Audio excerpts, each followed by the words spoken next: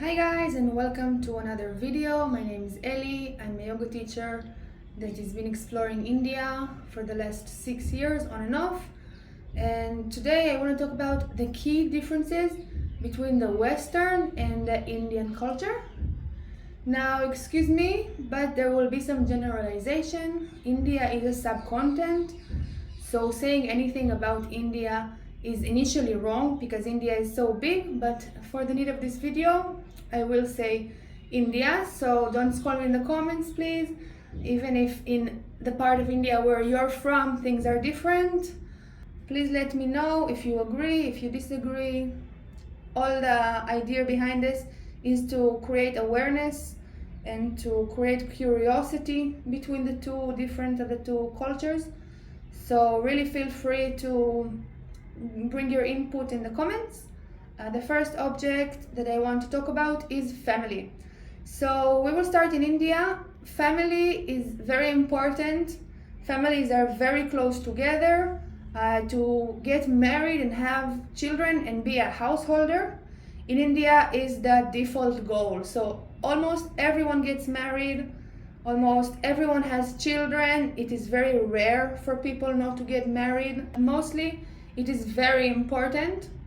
A lot of people get married through what is called arranged marriage. So you don't start dating until you find the love of your life. Your family will usually arrange for your marriage. This is a really big difference, and the whole idea of having a family is very functional, is very important. It's less about looking for happiness and looking for the perfect match for me, as if in the West it is very much today, and especially in the last 10 years, it's very much an option. People don't get married in the default anymore. A lot of women don't want to get married. They freeze their eggs and go and be the only parent, and a lot of things like this, which is in India not very common. I anticipate that in the next few years it will get more common because the Western society is slowly dripping to India as well. So maybe we will see more of this.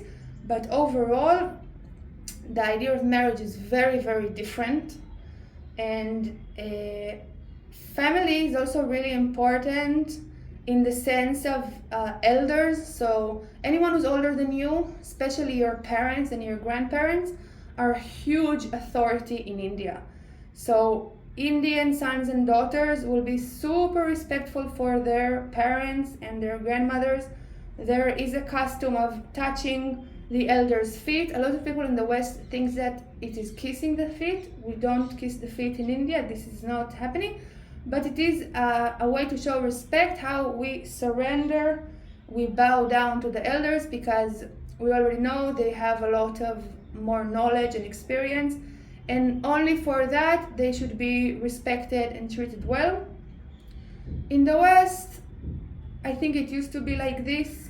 I was raised also on these values, but you see today that just being old is not enough to gain respect in the Western society, for the good and for the bad. From the West, people leave their houses today in the last 20, 30 years. People leave their houses of their families pretty young, around 18, 20. It really changes. But when a couple starts dating, they will usually already have their own individual, independent life. They both will be living outside of their parents' house. They'll both have their own home. And in the whole dating process, they will both be individuals. And after they get married, they will move together or sometime before. But it is very, very different, this concept of where to live. So in the West, privacy is a lot more appreciated. People don't like to stay with their family usually after some age.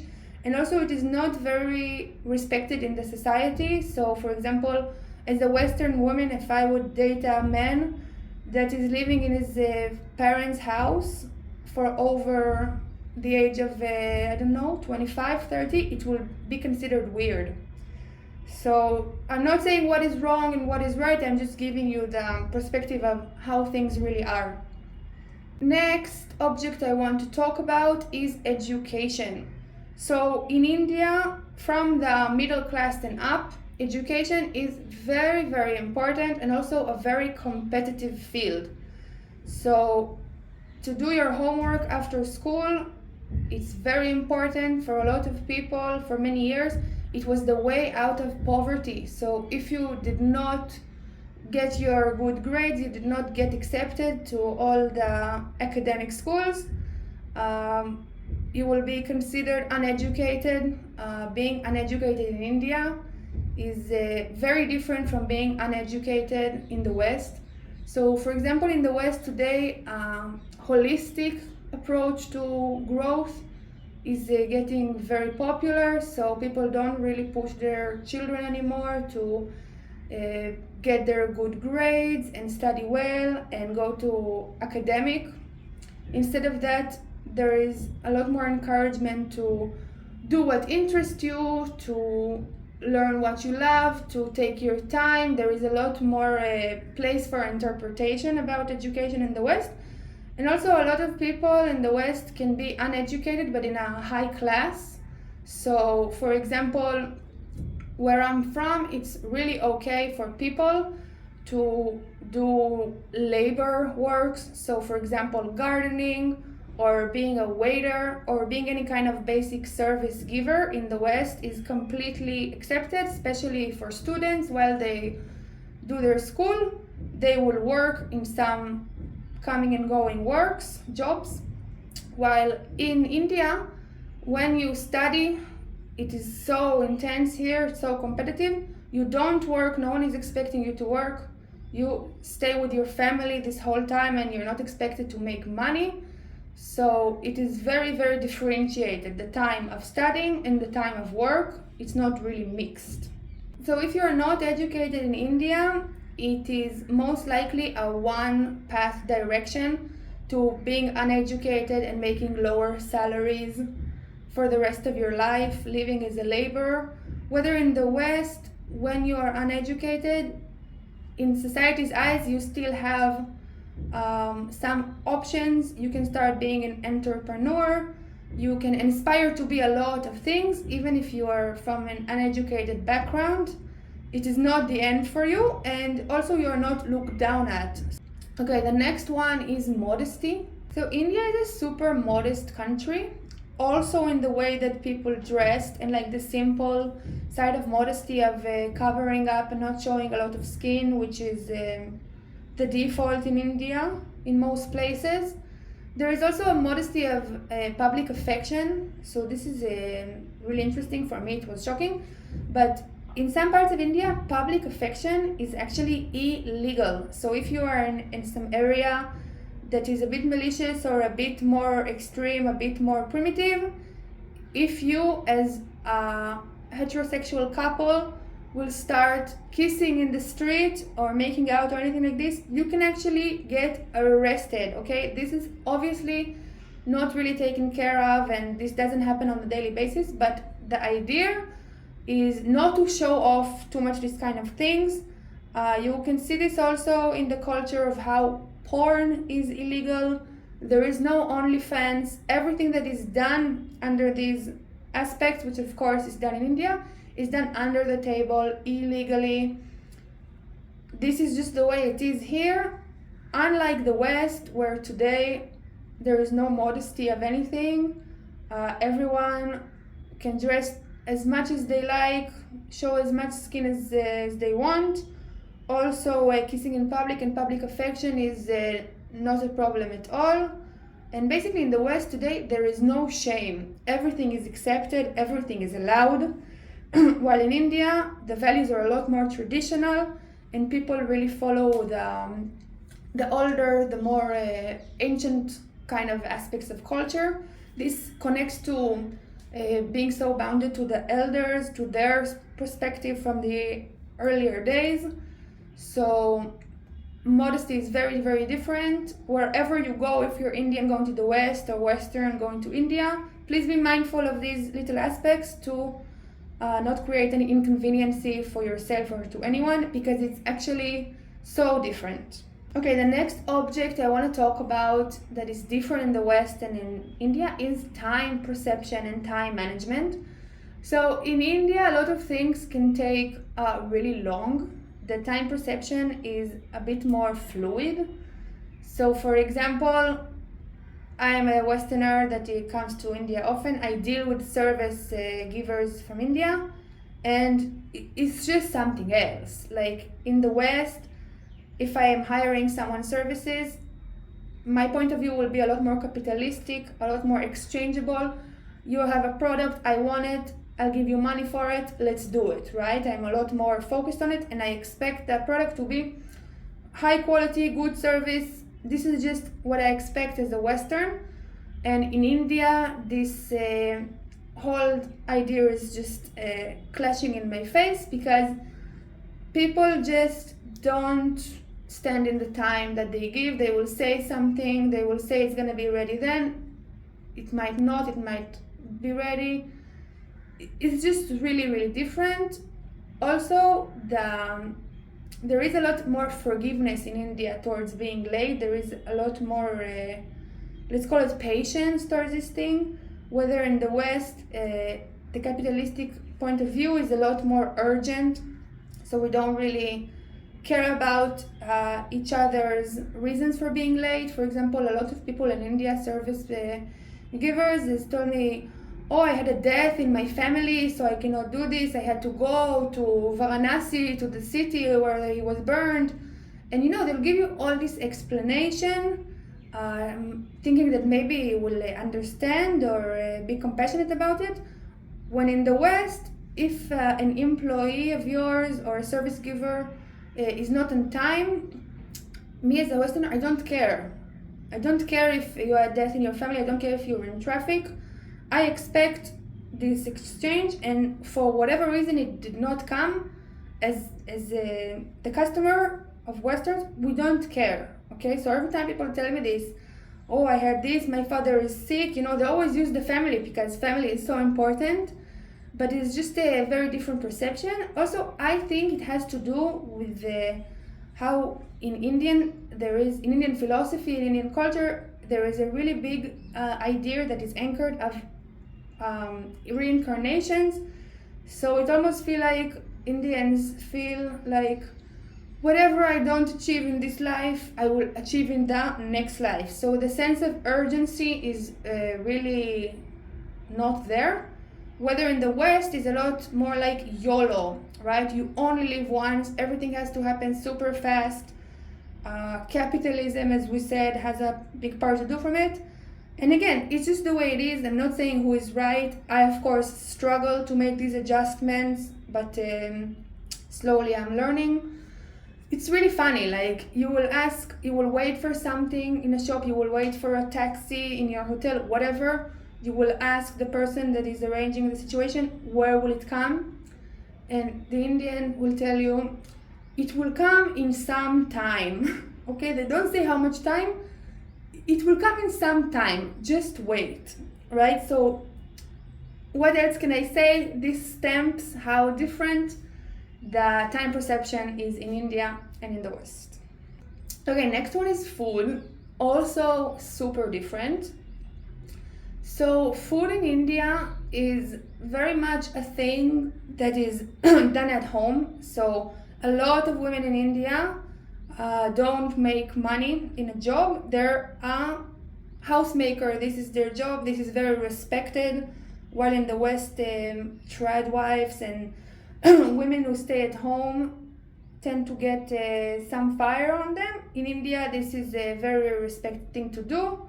You're taking care of your family, of your husband that goes and provides for you, for your sons who are working, for your daughters until they get married, although the daughters tend to more help the wives. Unfortunately, in a lot of parts of India, there is no equality. So overall, food is not so much something that is bought outside, okay? So maybe in the weekends, Indians will go and have a family dinner outside. And today, bachelors and students also have the Uber Eats and all the food delivery. So this is also getting more and more common. But everyone knows how to cook, everyone cook for themselves. A lot of people bring food to work or wherever, because food is something that is made in the house.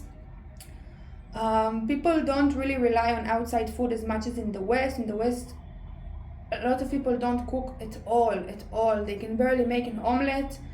They will go on the way to work, in the drive-through, they will take their drinks, their morning bagels, whatever, because all the corporate life in the West is very demanding, and people just don't have time, don't have the skill, and don't have the time, and don't have the motivation to start creating both of them together. So food is just really something that is easy to find outside. It's just grab something on the go.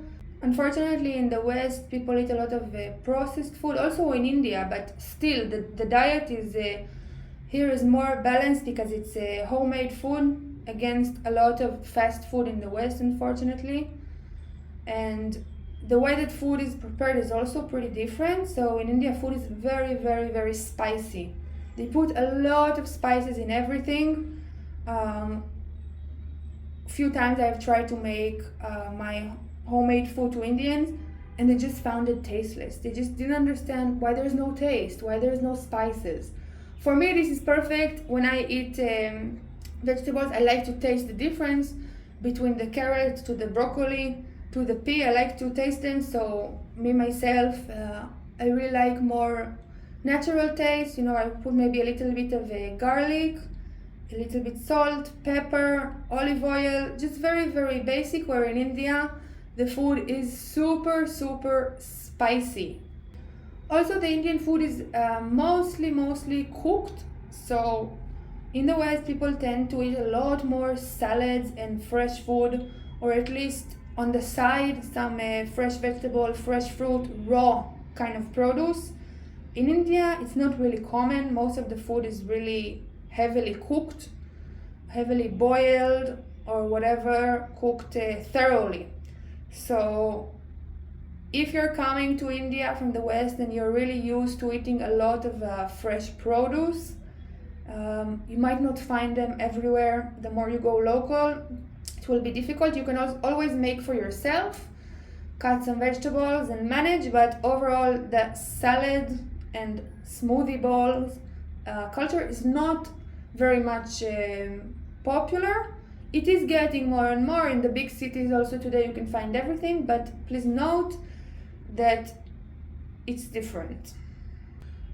Okay, next one is public spaces. So public spaces are very different in the West and in it. I should stop saying this because all this video is about differences.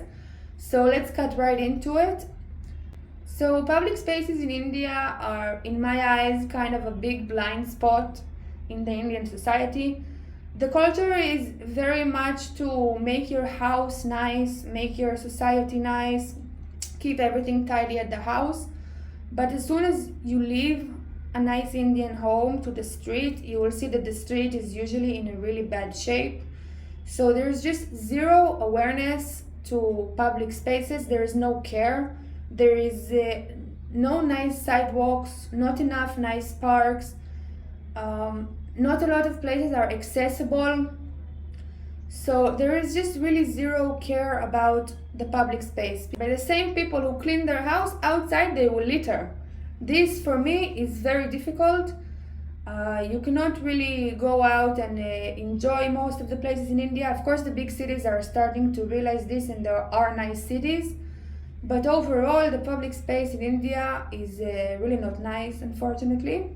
While in the West, public spaces are really tried to keep nicely. So there is a lot of thought of the comfort of the other person. You know how, like in Japanese culture, I'm not saying this is Western, but Japanese people, they're all about making it easier for the next person that comes after me, the person that comes near me. It's all about making life easier and respectful in the shared common areas. So there will be no litter, there will be accessibility, it will be nice. The whole idea is to make a nice place to live and transfer to, because you go through it every day. And India, unfortunately, is the antidote for that. There is just zero thought about public spaces. So if anyone in power is listening to this, please take care of the public spaces, because I really believe that it does have an effect on the whole society. The spaces that people go in and from to work, the spaces where people go for walks, really do have some kind of effectiveness on the whole well-being of the person. So I really hope this gets better in the next few years. And another aspect on the public spaces is that in India, people don't really greet each other in public spaces. So it's basically an introvert's heaven. Okay, if I go on the West, I need to get some coffee. On the way in the elevator, I already have to communicate with people. I have to say hello, even some small talks, depending on where. The US is really big on the small talks. So the public space is a place where you are expected to engage with people. Well, in India, it's just not expected from you. You don't have to say hello to anyone. If I come to a shop, there is no introduction to what I want. I will not say even hello. This is the way it is here. When I first started to come, I thought people were really rude to me. I thought people were in a bad mood, but slowly I realized that it's just the way it is. People don't really talk to each other and don't really greet each other, and are talking very straightforward to whatever they need. And the last thing I want to mention about public spaces is that there is a difference between the privacy and let's call it personal space.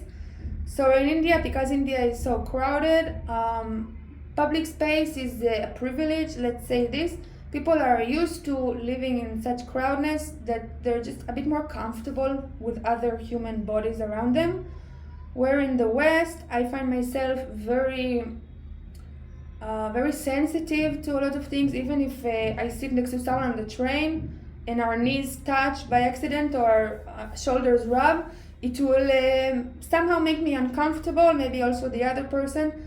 And there is a lot of body autonomy, so you really want to keep yourself alone and untouched. This also has other mental ideas. I will not get into this right now, but the personal space in India just doesn't exist. It doesn't mean anything good or bad, it's just the way it is. And the last thing that is different in the public spaces is that in India it is really okay to stare, so especially if you're a foreigner coming to India, if you have a different skin, different hair. Staring is not a personal thing. Indians just stare, especially at foreigners. It is not offensive. So in the West, it is considered very rude to stare. We are all taught as children, don't stare, don't point. Eye contact is a lot of time avoided. And in India, it's just the way it is. So when you come, if you come, please come, it's great here. Note that it is not mean anything wrong. If people are staring at you, you don't look weird, you don't have some color on your face you haven't noticed, you don't have anything stuck in your teeth. It's just the way it is. People just stare here, and we are not used to it as foreigners and Westerners. So just keep it in mind. It is also not only harassment kind of staring. So of course, if you're an attractive woman or whatever, some men will stare at you more sexually, but it's just also with families, with children, grandmothers, everyone stares. It's just the way it is. So if you're an Indian listening to this and going to the West soon, please note that your staring, that is not your fault because you're used to it, might be interpreted as rude. Okay, just like the other way we spoke about. So please keep this in mind. And that's all for today, guys. Again, this is just my interpretation from my experiences. I haven't been to all India and I haven't been to all of the West. So this is really just my experience. Don't scold me too much in the comments, only enough to make a really enlightening kind of discussion. If you like my content, please know that I have another channel that talks about the Indian philosophy. Since I'm a yoga teacher and a student for many years, I like to share my thoughts and to teach meditation and yoga philosophy. Please check this channel out. Thank you.